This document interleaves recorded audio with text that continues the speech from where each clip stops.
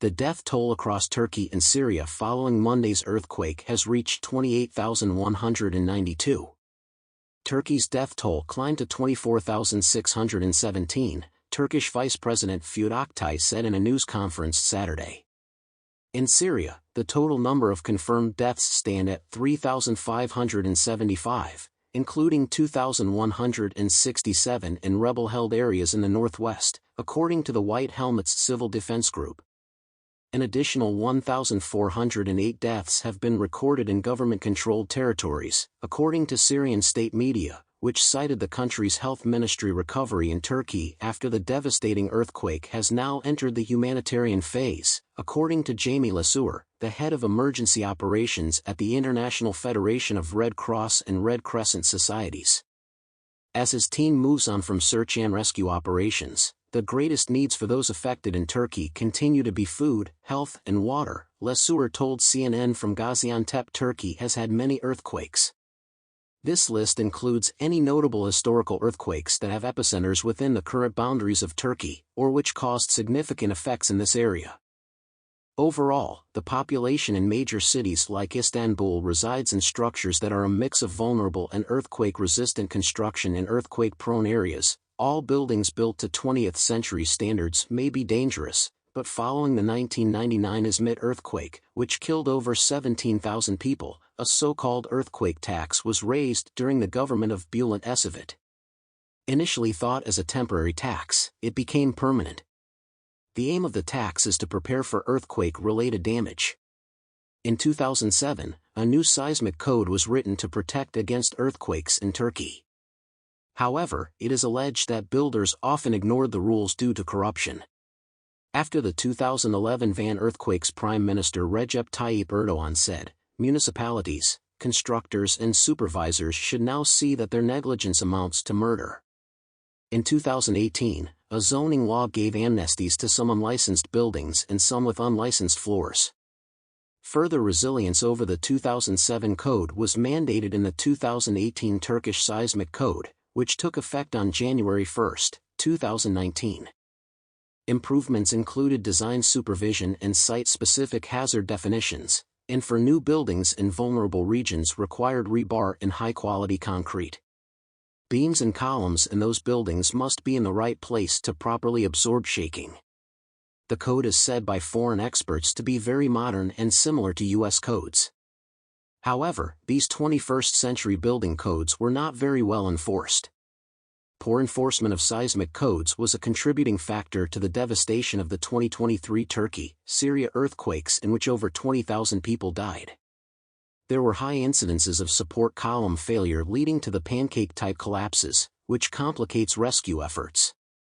In a bid to shore up support going into an election in 2018, the government offered amnesties for violations of the building code, allowing the non-compliance. This has also been done by previous governments. Experts lamented the practice would turn cities into graveyards. The 2023 Turkey-Syria earthquake collapsed many older buildings and some recent ones. The Environment and Urbanization Ministry is assessing the damage. Many older buildings in Istanbul are vulnerable to pancaking collapse.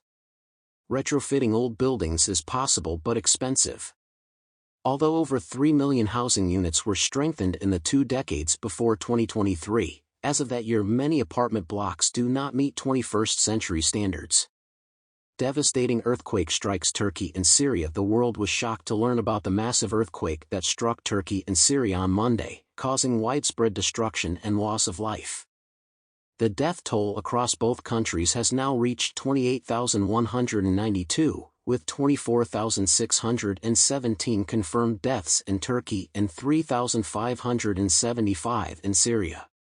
In the wake of the disaster, recovery efforts are now in full swing, with the focus shifting to the humanitarian phase, as per the head of emergency operations at the International Federation of Red Cross and Red Crescent Societies.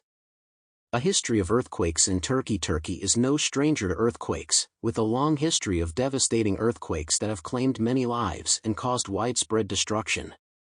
Despite efforts to improve building codes and strengthen structures, enforcement of seismic codes remains a challenge in the country. In 2018, the government offered amnesty for building code violations, which has led to many buildings not meeting 21st century standards and contributing to the destruction caused by the 2023 Turkey-Syria earthquake. The aftermath of the 2023 earthquake. The 2023 earthquake has claimed many lives and left many more injured and homeless. The most pressing needs of those affected are food, health, and water. Many older buildings in Istanbul, in particular, are vulnerable to collapse, making rescue efforts much more challenging. Retrofitting these buildings is possible but expensive, and despite efforts over the past 2 decades to strengthen over 3 million housing units, many still do not meet 21st century standards. The Environment and Urbanization Ministry is now assessing the damage caused by the earthquake. In these difficult times, our thoughts and prayers go out to all those who have been affected by this devastating earthquake.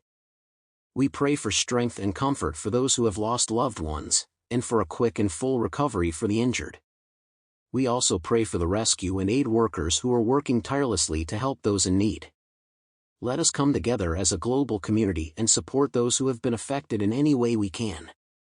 The 2023 Turkey-Syria earthquake has caused widespread destruction and loss of life.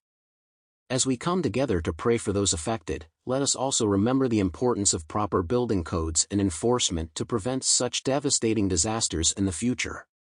Our thoughts are with all those affected by this tragedy, and we pray for a swift recovery and healing for all.